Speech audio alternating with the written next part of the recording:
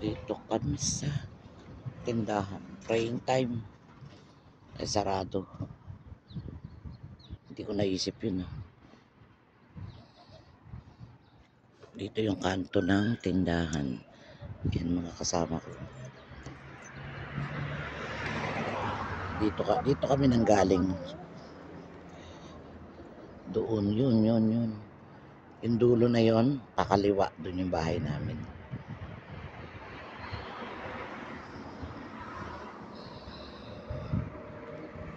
Bale, ito lang pala tandaan ko ng papasok sa bahay. Itong tindahan na to, 24 hours. Ayan naman, Indian restaurant. Tapos doon, ayun yung kanto na yun. Ayun, saan? Ayun yung kanto na yun. Papunta lang Boni. Yung pamilihan ng yung Boni Supermarket. Bilihan ng Filipino foods. Saan pa ba? Tapos pharmacy naman doon, diretso pa doon.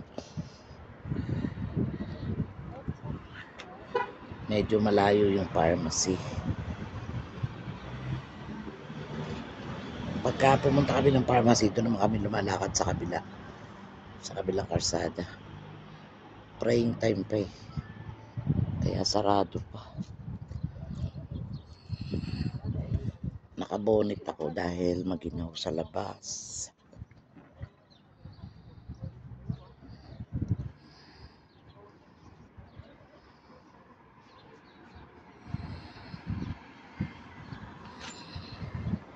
Kala ng taxi, sasakay kami. Ayan. Uy. Nakapabuka ka dyan. Sino? Ikaw. Hindi ah.